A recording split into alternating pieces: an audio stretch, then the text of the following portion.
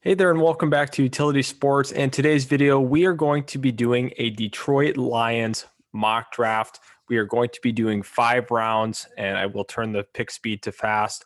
But before we jump into it, please subscribe if you do enjoy this content. Also, if you want to be entered into our Trevor Lawrence jersey giveaway, subscribe to the channel. Also, leave a comment on this video as we continue to progress through that giveaway. So if you want to enter, please go ahead and comment and subscribe to the channel. So let's get right into this Detroit Lions mock draft. And let's see, we have pick 7, obviously. So let's kind of see what went right before us here.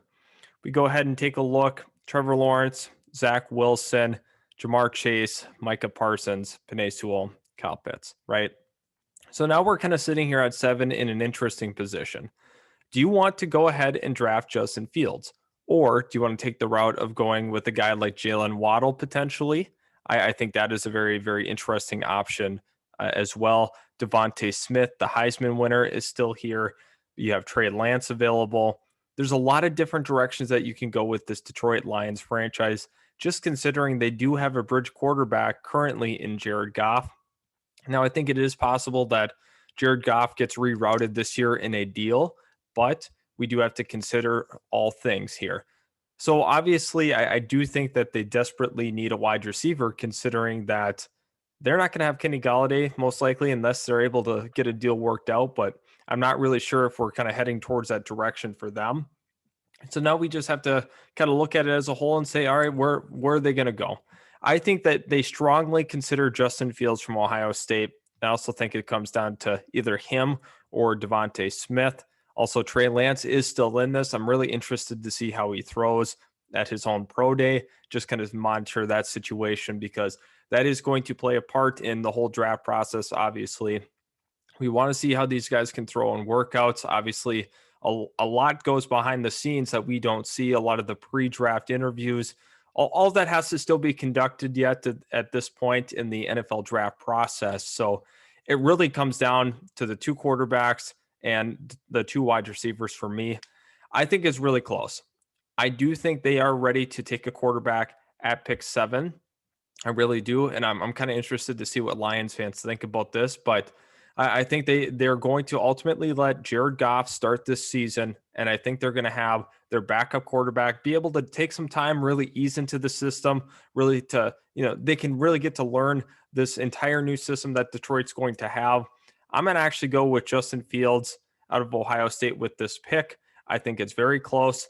I know there's some people that love Fields, some people that really don't like Fields, and there's not a lot in between. Personally, I have not met a person that's really neutral to Justin Fields, so I think that's a very, very interesting pick with that pick 7 selection. It's very possible that they could move down. Maybe a team like San Fran calls and says, hey, we would like to swap picks. I think Detroit would be listening on something like that, just because they have the ability then to be a little more flexible as the draft progresses, fill some other key needs. Now we're sitting here at pick 41. And for me personally, I really think that it's important to note that Detroit is going to need front 7 help. I think that it's really, really crucial for them that they get some edges, they get some linebackers out of this draft. I want to make sure that we can address that. But I also see wide receiver as a potential need. Let's go ahead. Let's take a look at that wide receiver position.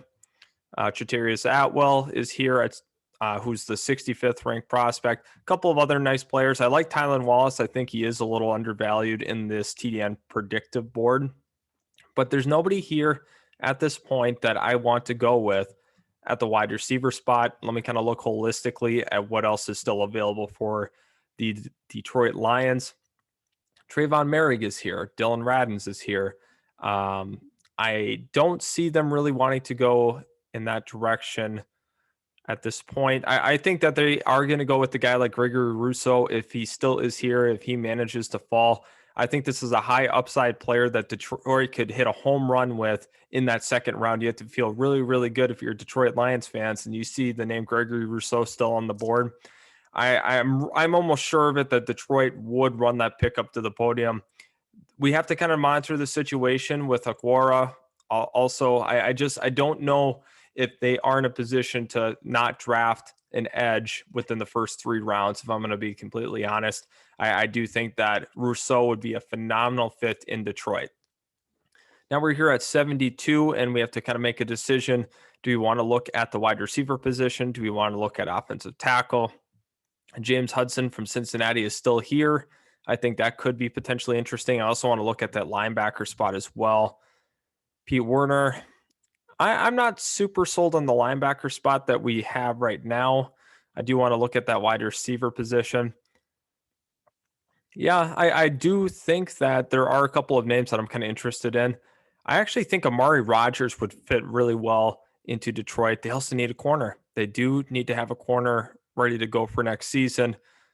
Tyson Campbell from Georgia could be a potential option. Shaun Wade, a guy who was a consensus first round pick before this year started.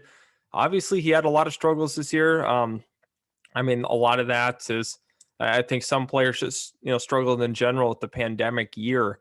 So I think you could look at a guy like Shaun Wade or Tyson Campbell here. But ultimately, I think we probably want to stick at that wide receiver position. Amari Rogers from Clemson would be the selection. I think Detroit needs to be ready to have a weapon ready to go for that next potential prospect, whether that be Justin Fields or if they ultimately decide to stick with Goff for an entire season. Now we are at pick 88, still here in the 3rd round. Let's go ahead and see at the cornerback position. I do see a lanky corner I really like that we might be able to get a little later in Benjamin St-Juste.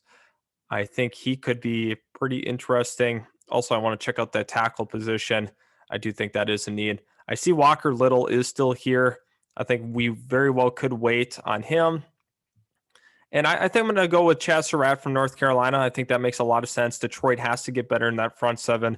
They had some issues against the run last year, and I definitely think that's something that we need to go with here in that 3rd round. And we have pick 112 coming up for the Detroit Lions. Hopefully there is a corner still available. Let's see what is there. And he is still here. I think he's a 6'2", 6'3" frame, really long corner from Minnesota. I think that pick makes a lot of sense. They have to get some help in that secondary as well. Obviously, we want to see Jeff Okudah play better. So I'm pretty excited about that St-Juste pick. A lot of length. That's a high upside selection, in my opinion, for the Detroit Lions. Would love to see them go in that direction. And once again, free agency is going to change a lot of these picks, possibly depending on what holes they decide to fill with their free agents' money to spend. So at pick 153, once again, the Lions are up. We've addressed that wide receiver spot. We've addressed corner. We've addressed the quarterback, linebacker. So now we can kind of maybe look potentially into that offensive tackle spot. I think Walker Little should still be here. He did go.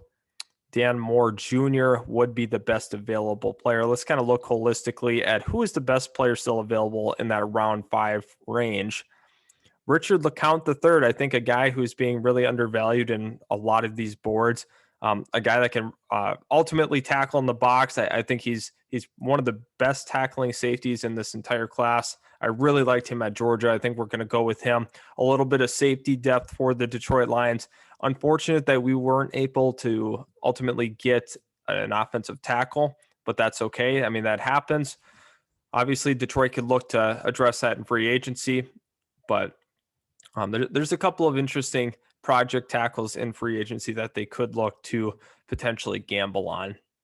So I'm going to let the rest of this play out here because we are only doing 5 rounds for the purposes of this mock. So let's kind of talk about our draft as a whole. I'll actually pull the my pick selection up and see how we're kind of looking here. They might kick me out after they conclude these picks. But anyway, LeCounte III, St-Juste, Surratt, Rogers, Rousseau, and Fields. I think that's a very, very solid class for the Detroit Lions. I think if you walk away from the draft with this kind of class, I think you're definitely getting quite a bit better. You're preparing for the future in Justin Fields. Gregory Rousseau is a high upside player to get at 41 is really incredible to me. Amari Rogers, you got to feel good about that. Obviously, you're going to have to replace some of the weapons you're going to lose this offseason. Amari Rogers goes a long way in doing so. So thank you so much for watching the video. Please subscribe and also leave a like on this video if you did enjoy our content. And I can't wait to see you guys in the next one.